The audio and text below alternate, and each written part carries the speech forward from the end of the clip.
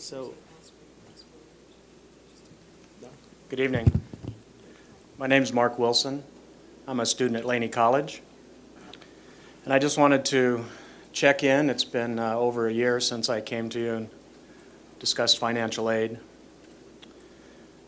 Waiting months for my pre-approved federal financial aid each semester, this is my fourth year now, has cost me my relationship, my housing, and all my personal possessions.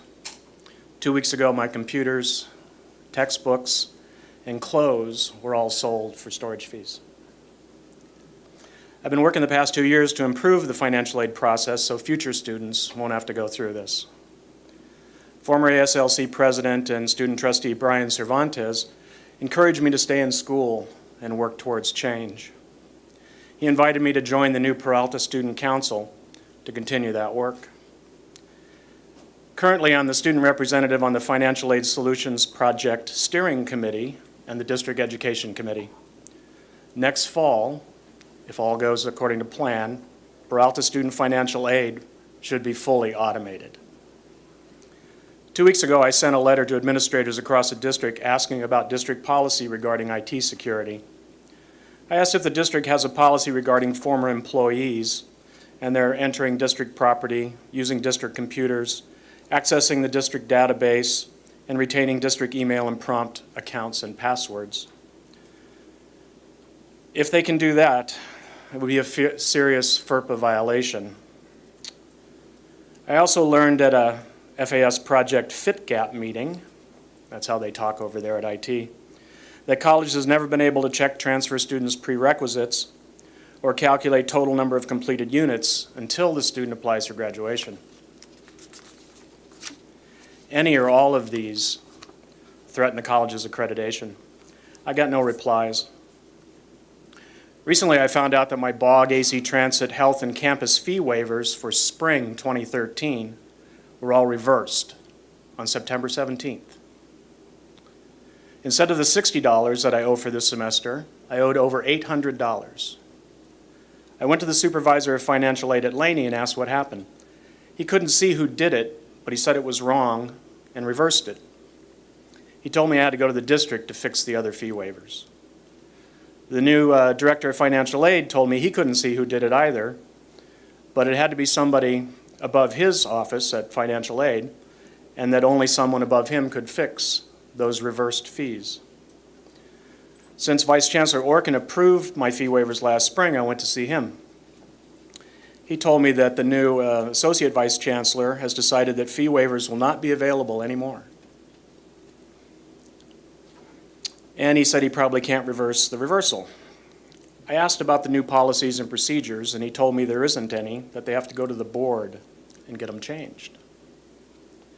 Students have been working for years to create an effective way of, quote, involving students in the policy development process, unquote. Former student trustee Rich Copenhagen encouraged the Board of Trustees to expand their policy regarding student governments to allow the creation of a district-wide student council. Student trustees Cervantes and Clegg brought all 4 ASs together a year ago to form the Peralta Student Council. In the first year, we worked to improve financial aid and identified a lack of advisors as a fundamental problem for all the student governments.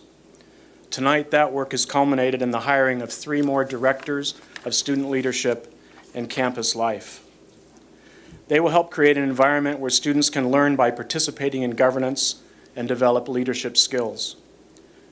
Trustee Clegg, several students, and I spent last summer organizing the 4-day PSC Leadership Retreat.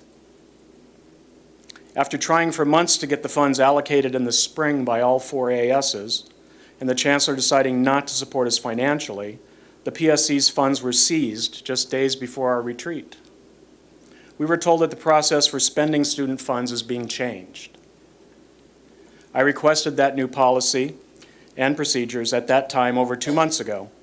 Repeated requests have gotten nowhere.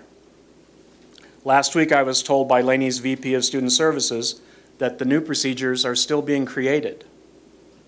Currently, several ASs are having trouble accessing their monies. We're already halfway through the semester. They're being told that the process is being changed. On September 12th, the Chancellor delivered a letter to the Peralta Student Council. I hope you're all familiar with it. Without consulting the student trustees or PSC members, he's requesting that the PSC Constitution be rewritten. Student trustees serve on district-wide councils in Los Rios and Los Angeles CCDs. I don't understand how the student trustee serving on the PSC threatens our accreditation. The Chancellor has also removed the student trustees from the PBIM committees. The student trustee page on the district website explicitly states that, quote, the student trustees can also serve on district-wide committees as the student representative, unquote. I understand that there are differing opinions on the roles and status of the student trustees. Either way, shouldn't they be included in the, quote, consultation process as the CCLC handbook requires, and have a right to, quote, participate effectively in district and college governance as the Ed Code requires? On September 13th, the ASCOA voted no confidence against one of our student trustees without any communication beforehand. I can understand students being frustrated and making a dramatic statement. That's my laugh line. But for even a temporary advisor to advise this without any consultation is really hard to understand. According to the students involved, the resolution was then kept secret from the trustee so that she would still room with the president of the ASCOA in Washington, D.C. during the Congressional Black Caucus. Those students also told us that the president of the COA and the chancellor were aware of the situation at the time. The CCLC trustee handbook says explicitly that there should be, quote, no surprises, unquote.